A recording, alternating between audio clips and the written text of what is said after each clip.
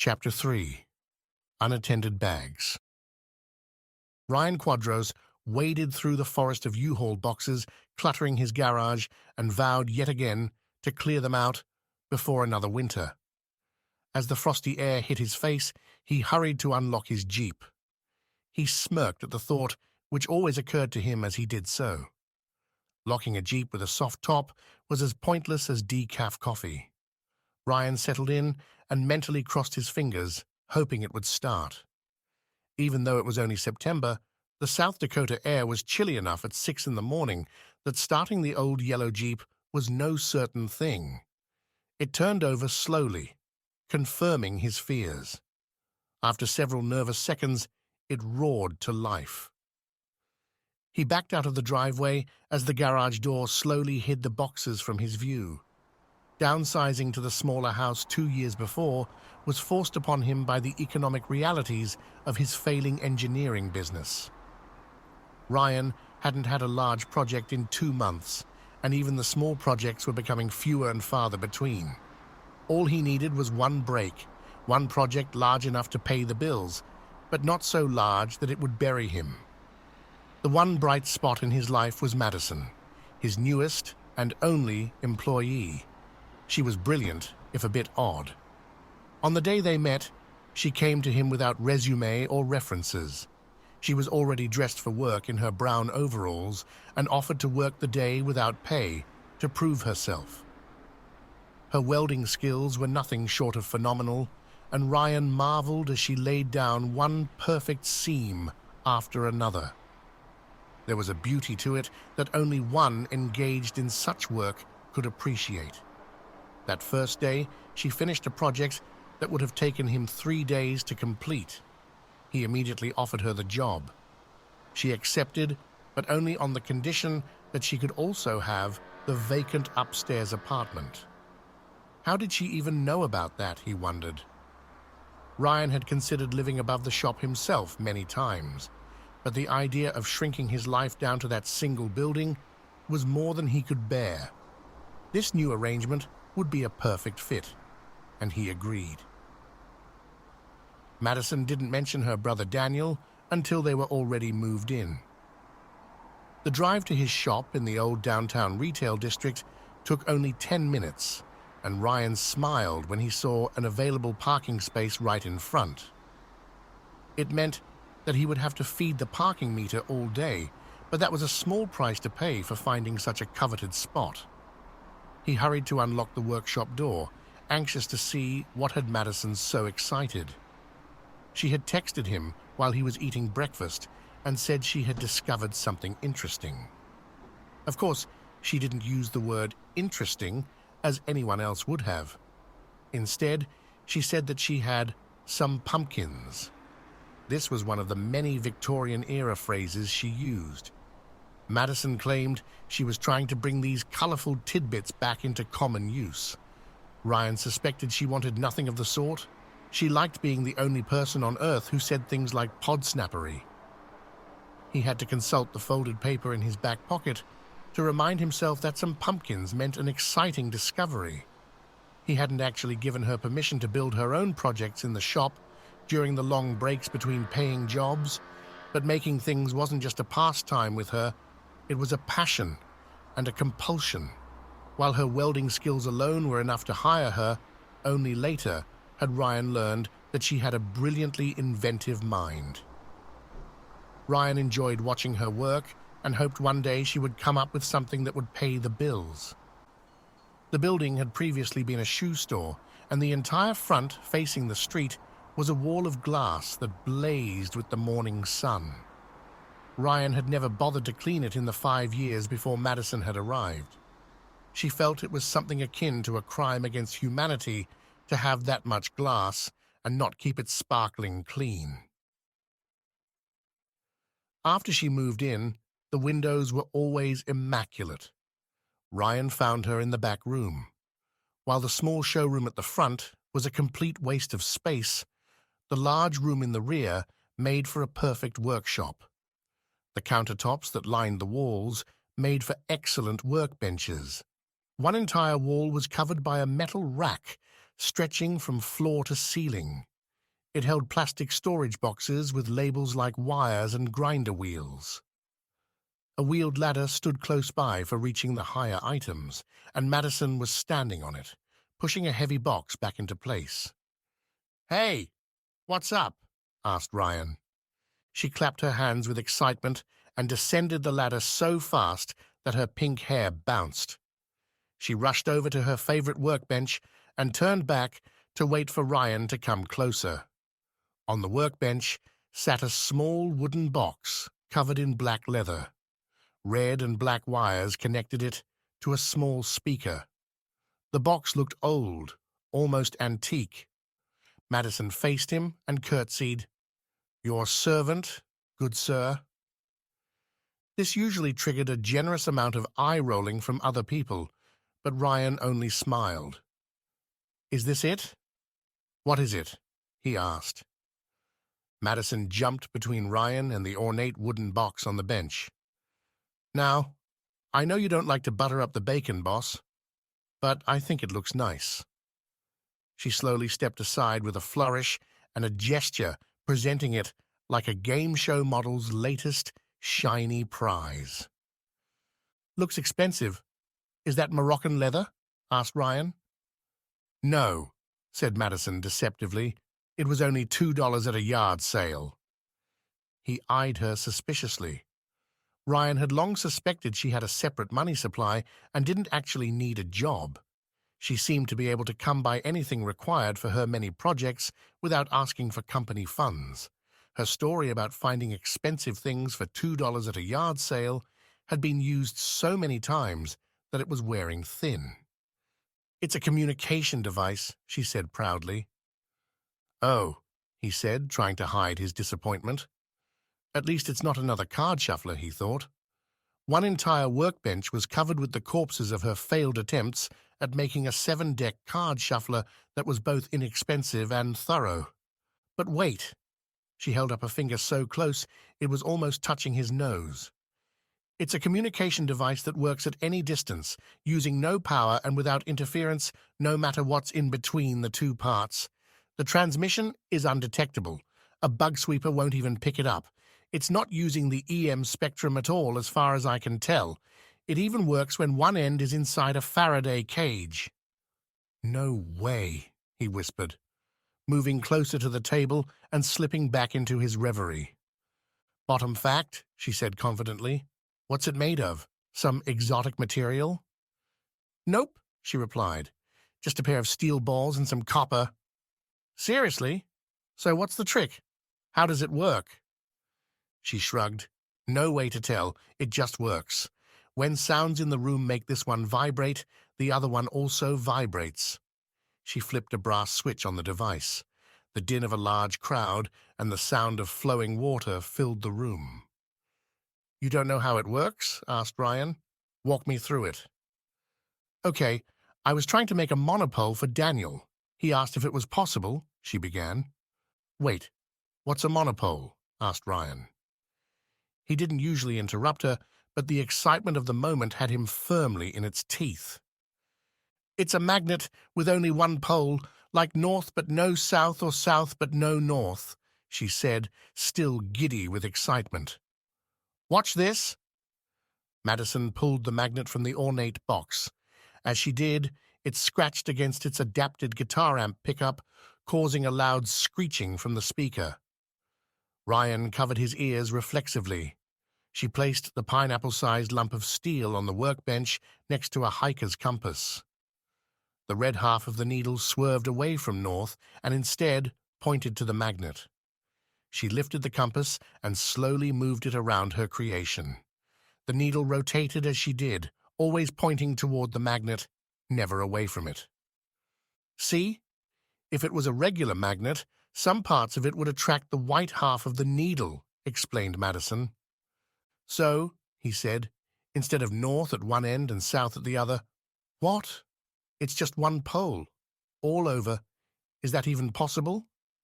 "Well, I'm quoting Daniel now, but according to Maxwell in 1862, no.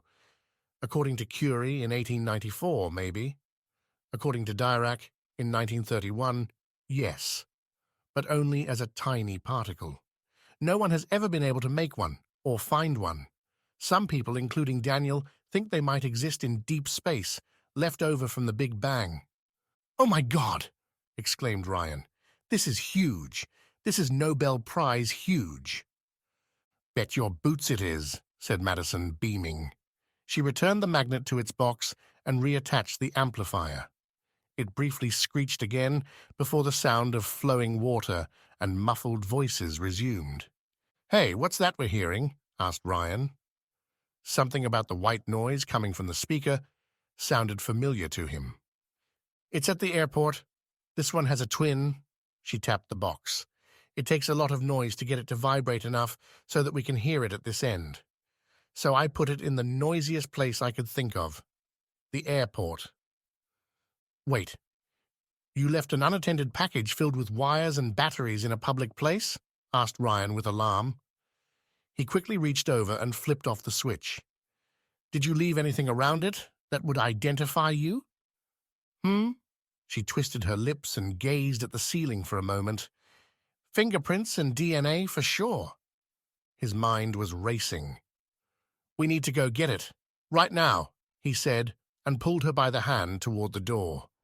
They crossed the empty front room quickly, and Ryan fumbled with his keys before managing to get the door locked behind them. "What's wrong?" she said, as he pulled her toward his Jeep. "Are you serious? You know how jumpy people get when packages are left unattended in public places, especially airports," said Ryan, with growing concern. "Why?" she asked, genuinely, taken aback by his reaction. She really didn't know, he thought, as they got into his Jeep. Ryan had encountered this oddness about her before. Madison had skill and knowledge in certain areas that was second to none, and yet there were gaps, like the fact that she had never heard of buffalo wings and couldn't name a single professional sports team. Ryan was shocked at that and had insisted that she must have heard the name of at least one team. Her closest guess was the Chicago some kind of animals. Ryan shook that thought away as he got into the Jeep and pulled away from the best parking space he had ever managed to acquire. "Where exactly did you leave it?" he asked. "I put it in the food court. It was the loudest place I could think of." "Yeah, it is pretty loud there," he said under his breath as he concentrated on getting through the light traffic as quickly as possible. Thankfully, it was mid-morning on a weekday, so the airport was only 20 minutes away. After a few moments of riding in silence, Ryan began to wonder if she was upset. "Hey, you didn't do anything wrong. Really? Tell me more about it. I really want to know. How did you make it?" "I tried to fake it," said Madison, with a coy smile. "You faked it?" said Ryan, confused. "No, I said I tried to fake it," she clarified. "It's a real monopole, all right. I thought I could magnetize a hollow steel ball and have the outer surface of as one pole and the inside surface as the other pole, which wouldn't be a true monopole. That didn't work because I couldn't get to the inside surface without venturing into higher dimensions." She paused, as she always did, when the topic of higher dimensions came up. Ryan waited patiently while she mentally tried, yet again, to imagine dimensions beyond the familiar three of the everyday world, to imagine things that couldn't be seen or touched. After 30 seconds of staring at the dashboard with her lips moving silently, she continued, "So instead, I started with a solid steel ball and drilled a hole, but only to the center, and made the attachment there for one of the poles." "And that worked?" "No, that was another shot into the brown." She glanced at Ryan. He was frowning. "I can't get to my cheat sheet right now. I'm driving." She clarified, "A shot into the brown means another failure. I needed an equal surface area for the pole inside the ball, but that's physically impossible. The void at the center of the ball would always have a smaller surface area than the outside surface. That's basic geometry." "And how did you get around that?" he asked, gritting his teeth to avoid shouting obscenities at the car, turning left from the right lane. I used a copper sleeve inside the hole and inserted a steel pin. Then, I welded the pin to the surface of a second ball. I did the same thing with the new ball, so each had a pin connecting its own center to the surface of the other. And that did it? I get it. That's why there are two of them, said Ryan, proud that he could follow at least one part of her story. No, that also failed, said Madison flatly. Ryan bit his lip and reminded himself that the reward at the end of this story was something amazing enough to turn his engineering business from a failing startup to a success overnight. Maddie? The corners of her mouth darted upward for the briefest moment. No one else called her Maddie, and she loved it when he did. Can we maybe skip ahead a bit to the part where it works? He asked as meekly as he could. The next attempt succeeded, she said reassuringly. Oh, thank God, he thought. Some of her successes were at the tail end of dozens of failures. That was her gift. She never walked away from a puzzle. Long after other people would have thrown up their hands and quit, she kept going. Please, he said. I'm sorry I interrupted. She nodded and continued. I liked the idea of two spheres with each center connected to the other's surface, but I needed a way to evenly distribute the field of the electromagnet that I used to magnetize them. So, instead of spheres, I used truncated icosahedrons. She glanced at him with an expression Ryan knew very well. Madison always gave him that look when she suspected he was not following her. Ryan sighed.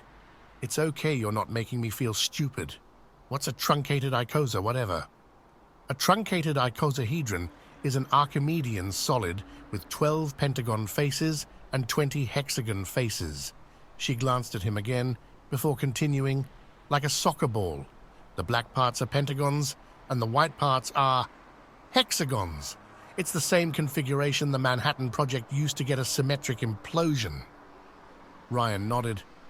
Ah, I never counted them before. There are 20 white ones? Really? That seems like too many. Wait, did you say Manhattan Project? As in the atomic bomb project? That Manhattan Project? You left something that looks like a nuclear weapon at the airport? She shrugged. Yeah, I guess it does look a little like that. So? He took a deep breath. It's probably okay. Most people don't know what a regular bomb looks like, much less a nuclear one. We might be all right. Ryan forced himself to take deep breaths.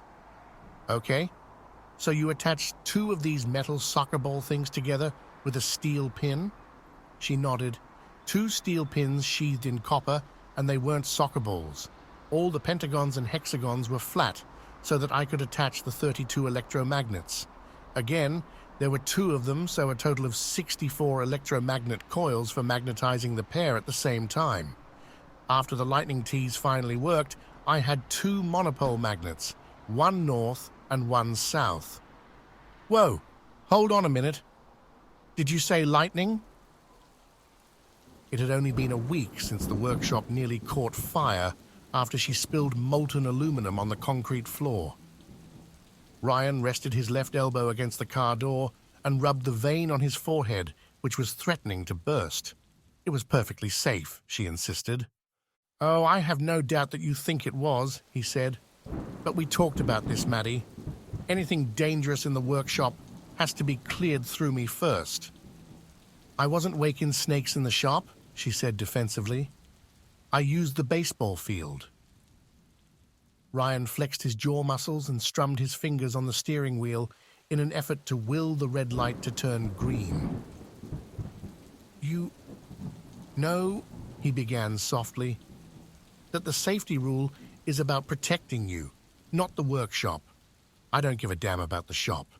So please, in the future, pay less attention to the letter of the law and more to the spirit of the law. Got it, boss. Won't happen again, she said, and saluted him wearing an impish grin. He sighed. Okay, I guess you're not dead. So tell me, how exactly does one tease lightning? With a rocket, of course, she replied, as if it were the most obvious thing in the world. I waited until the warning sirens started and all the little kids left the field. Baseball is a really slow game, by the way. Sirens, he chuckle-muttered, and imagined her waiting patiently in the bleachers of the baseball field with her cardboard box full of who knows what. She continued, "They have sirens to warn the players if lightning is getting close. Did you know that?" Anyway, after they all left, I went to the center of the field. Did you know that's what they call it? "Yes, I know about center field," said Ryan absent-mindedly. "It's a lonely place." I assembled the launch pad and attached the electromagnets to the spool of 40-gauge wire. When the electric potential between the clouds and the ground was high enough, I launched the rocket with the wire trailing behind it. "Wait, how high could it possibly get if it was dragging a wire behind it?" asked Ryan skeptically. "The wire was only the thickness of a human hair," she said patiently. "Oh, right," he said, and remembered that larger gauge numbers meant thinner wire. 40 gauge, I didn't know they made it that small. Anyway, I was a safe distance away. It was a small strike, probably only about 1,000 megajoules, but cry come Jiminy, it was loud. Ryan ignored the double yellow line and passed a horse and buggy driven by a scruffy, bearded man. A pigeon swooped down and added to the white droppings already accumulated on the man's black, flat-brimmed hat. "And I wore the recommended ear and eye protection," Madison continued, and eyed the horse and buggy with suspicion as they passed. Ryan imagined her standing on the pitcher's mound with her leather pilot's cap and round, dark goggles, watching lightning strike a few paces away. "No lead shielding?" he asked sarcastically. "My X-ray exposure is still acceptable for the year," insisted Madison, "although I didn't measure the gamma radiation.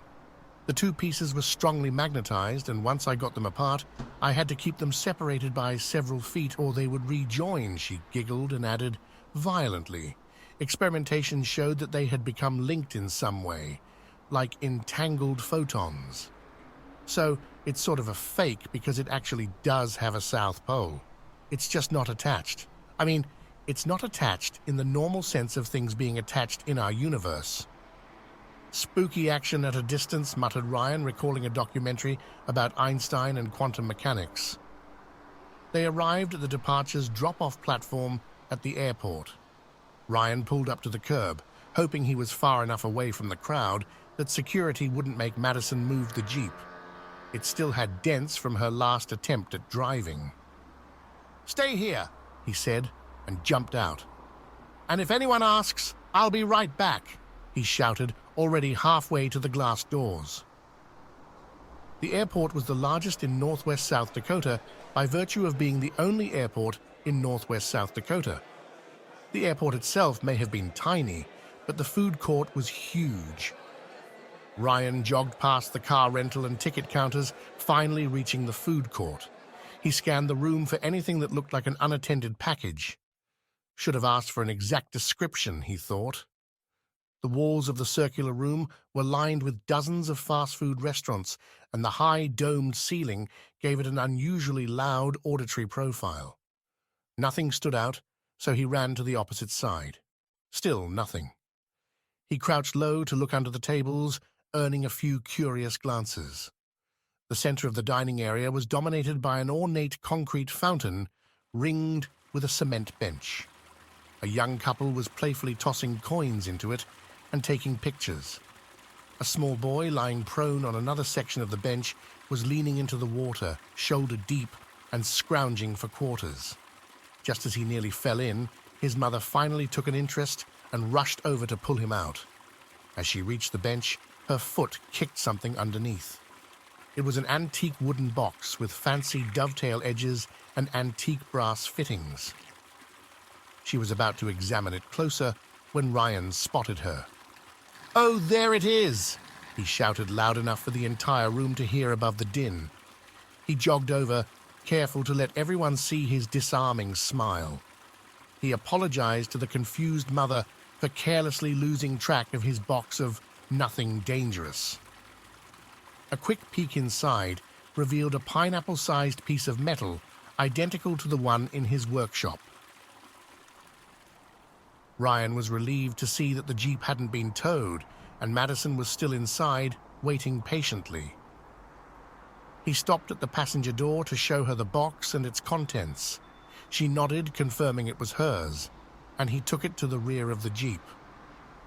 Ryan pushed away the clear plastic covering and lowered the device in. Just before it reached the floor of the Jeep's cargo area, it jumped out of his grasp, ringing the steel vehicle like a bell. Oh, right. Magnets, he thought. Still out of breath, he sat in the driver's seat for a moment and closed his eyes. "You didn't ask me about my earring," said Madison, with a smirk. Ryan opened his eyes and turned to look at her. He was stunned to see that she was, in fact, wearing jewelry. It was a silver stud, perfectly centered on her left earlobe. "You pierced your ears?" "No, it's a magnet." Madison pulled her ear forward to show a flat circle of stainless steel on the back. "And I only have one." She turned her head to show an unadorned right ear. As soon as she said magnet, he leaned over for a closer look. It wasn't actually spherical. It was the same shape as the communications device he had just retrieved. It was another truncated icosahedron, only much smaller. He sighed. "Where's the other one?"